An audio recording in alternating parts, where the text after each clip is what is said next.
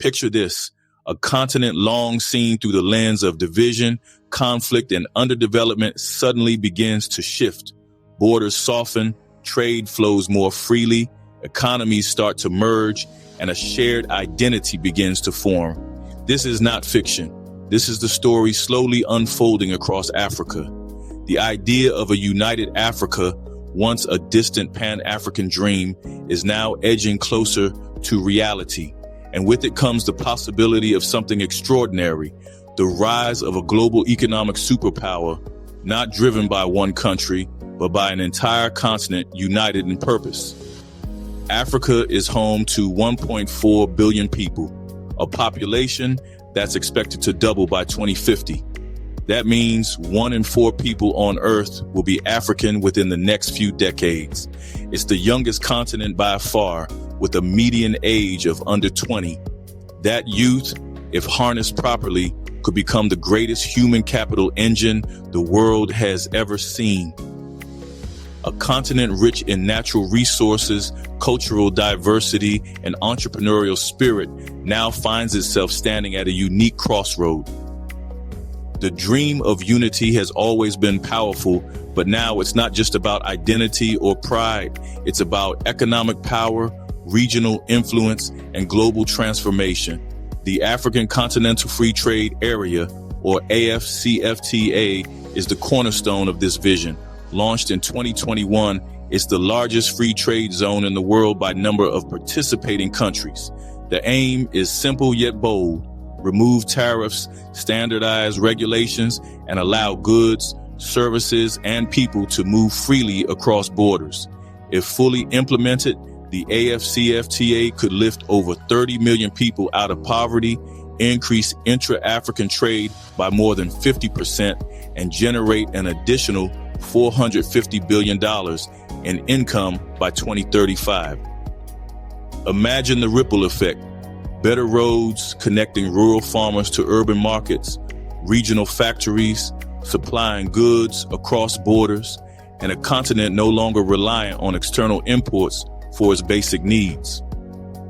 One of the biggest challenges Africa has faced in the past is fragmentation. 54 nations, each with its own rules, currencies, and trade barriers, often made it easier to trade with Europe or Asia than with a neighboring African country. But that's beginning to change. Regional economic communities like ECOWAS in West Africa, SADC in the South, and EAC in the East are paving the way for deeper integration. What was once seen as impossible, coordinated infrastructure, shared energy grids, and harmonized investment policies, is becoming a serious agenda item across African capitals. Let's talk about infrastructure, one of the major hurdles in Africa's development. Poor roads, inadequate ports, and unreliable electricity have long been stumbling blocks, but that's changing too. Mega projects like the Lapasset Corridor in East Africa, connecting Kenya, Ethiopia, and South Sudan, or the North-South Corridor linking Cape Town to Cairo, are not just symbolic, they're strategic. These projects are aimed at reducing trade costs, connecting markets, and transforming landlocked countries into global logistics hubs. And they're backed not just by governments, but also by foreign investment and private sector players betting on Africa's long-term growth. Technology is playing a key role in Africa's unification.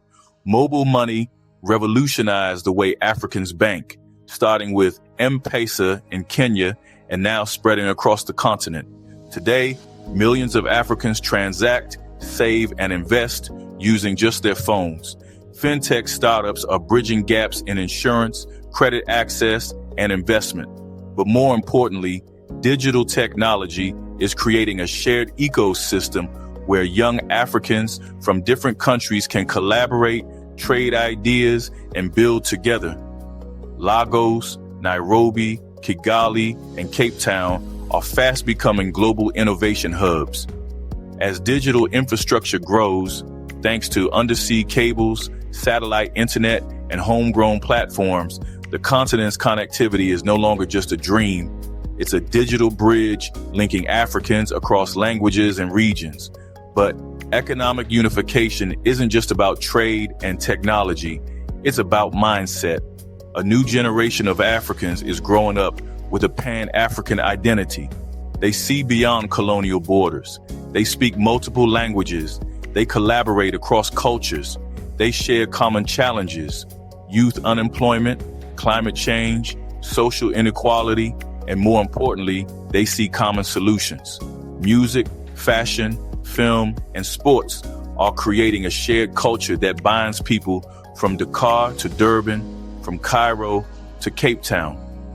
Afrobeats isn't just a Nigerian phenomenon anymore, it's a continental anthem. Nollywood, one of the largest film industries in the world, speaks to stories that resonate far beyond its borders. Another key element in this transformation is education. While challenges remain, Africa is seeing a surge in university enrollment, online learning, and vocational training. Countries are investing in STEM education and digital literacy. Institutions like the African Leadership University are cultivating a new kind of leader, one who thinks beyond borders and sees the continent as a single entity. These leaders are already launching startups, leading NGOs, and influencing public policy. They are the architects of a united African future. Of course, the journey to unity isn't without obstacles. Political differences, security challenges, and historical mistrust still threaten progress. Conflicts in the Sahel, instability in the Horn of Africa, and coups in West Africa remind us that peace is fragile and unity is hard-won. But these challenges are not insurmountable. In fact, they underline the need for a united approach to security, governance, and development. The African Union, while often criticized for being bureaucratic, has played a crucial role in mediating disputes, sending peacekeeping missions, and pushing for democratic reforms. A stronger, more assertive AU could serve as the engine for political and economic alignment. Currency integration is another potential game changer. While still in early discussion, the idea of a single African currency, or at least regional monetary unions, is gaining traction. A shared currency would simplify trade, reduce transaction costs, and increase economic stability. West Africa's long-planned eco-currency is one such initiative. Though progress has been slow, the ambition remains. With lessons learned from the Eurozone, Africa has the opportunity to build a financial system that is resilient, inclusive, and uniquely suited to its realities. Let's also not forget the global context. The world is shifting. Geopolitical power is becoming more multipolar. Western dominance is being challenged by emerging economies. Supply chains are being rewritten. In this new order, Africa is no longer just a source of raw materials. It's becoming a strategic player. China, the EU, the US, India, and Russia are all increasing their engagement with Africa. But unlike in the past, African countries now have more bargaining power. United, they can negotiate better trade deals, demand fairer terms, and set their own development agenda. Climate change is another arena where Africa can lead. Despite contributing the least to global emissions, Africa is among the most affected. But with its abundant renewable resources, solar, wind, geothermal, Africa has the potential to leapfrog into a green economy. Countries like Morocco, Kenya, and Ethiopia are investing heavily in renewables. A united approach to climate adaptation, carbon trading, and sustainable agriculture could position Africa not just as a victim of climate change, but as a leader in the solution. Health and pharmaceutical manufacturing is another emerging frontier. The COVID-19 pandemic exposed Africa's over-reliance on external suppliers, but it also sparked new initiatives to build vaccine manufacturing capacity, improve public health systems, and boost biotech research. If these efforts are scaled and coordinated, Africa could develop its own health security network, resilient, innovative, and self-sufficient. As we look to the future, the rise of a united Africa is not guaranteed, but it is possible. The momentum is real. The potential is enormous, and the world is beginning to pay attention. For centuries, Africa was carved up, exploited, and underestimated. Now it's finding its voice, its strength, and its unity.